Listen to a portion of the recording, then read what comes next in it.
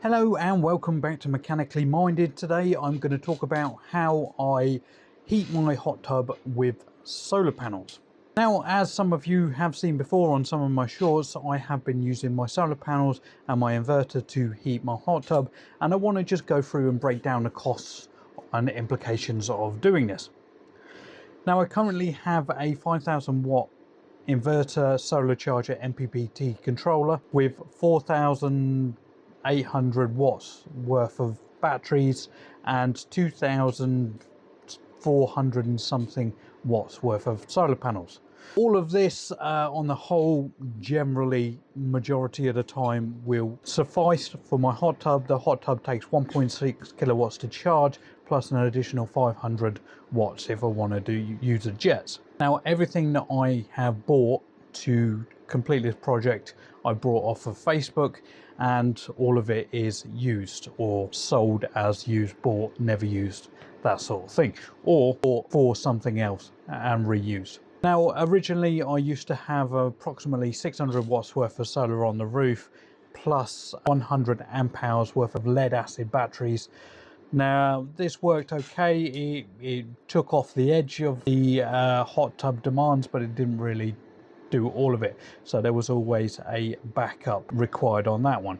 Now, the majority of the hot tub gets used from solar. Cost implications wise, the solar inverter cost me £250. The extra 2000 watt rack battery, which comes out about 2400 watt and 48 volt, cost me £50. So that one I bought a job lot of 7 of them for £350. All of them were unbalanced, so they were saying that there was a warning on them and that I couldn't reuse them.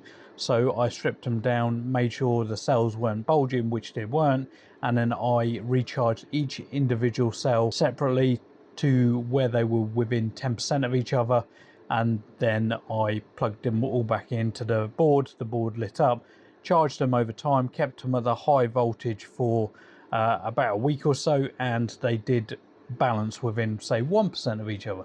So now they are full capacity batteries, and I sold 6 of them on eBay, and the other one I kept for myself. There was one that I couldn't repair, which I'll show you shortly. Also, I've got MGZS EV batteries.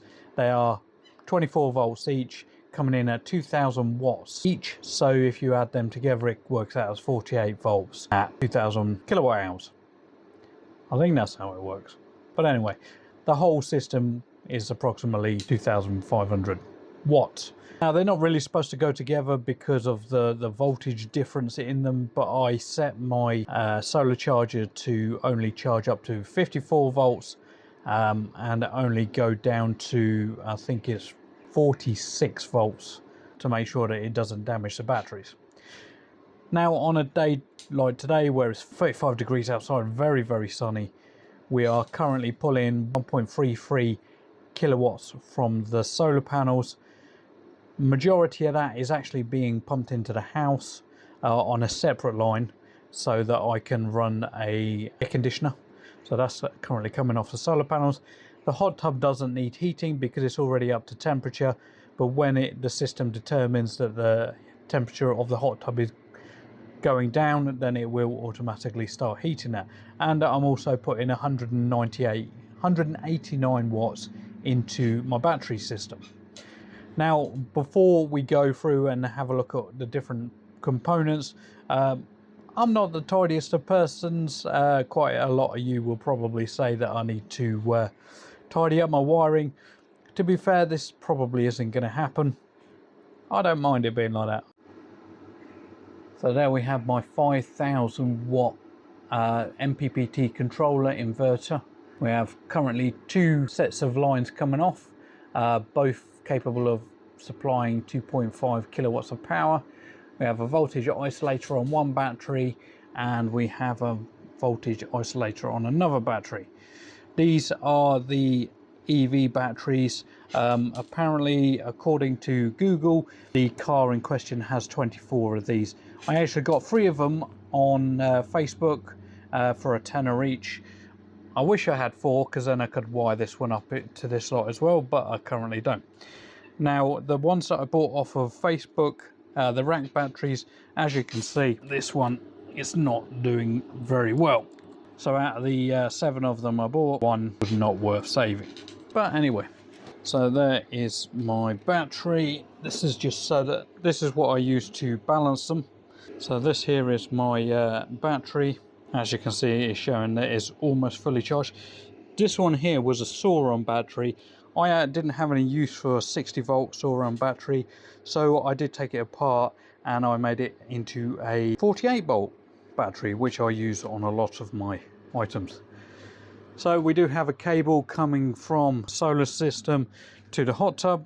You can't probably see that because of the refresh rate, but I've got some nice clean water, and here's a picture of the solar panels on the roof. Now, all of this stuff is trial and error. I'm not an electrical engineer. I like to mess with these things occasionally. I am a motorcycle mechanic, and on that note, if you do like motorcycles, I do run another channel called Riding Reviews. If you click on the link at the top, you can go to my channel and support me there. But that one is just dedicated to motorcycle videos. This one is all the other stuff that I like to do. So yeah, as I say, I'm not an electrical engineer. I wouldn't be able to change resistors and stuff like that on boards. I'd give it a go, but it's not really my cup of tea. But I'm very, very willing to try anything, and if I see a bargain on Facebook and I think I can make a buck on it, I'll give it a go. And this is really important for things nowadays. People tend to chuck everything away, not even attempt to fix it. I have saved thousands and thousands of pounds in the past, to my partner's dismay sometimes, in just repairing things. I mean, my previous washing machine, I repaired that thing maybe 40 times, and then she told me that I had to buy a new one. So yeah. So if you want to support this channel, please subscribe and hit that like button to tell YouTube algorithm that you like my content. Also, if you wish for me to answer any questions on this, please comment below and I answer every single one. Hopefully this has shown you what the costs are, what the implications are, and I will put a couple of graphs up to show you exactly what power generation I do.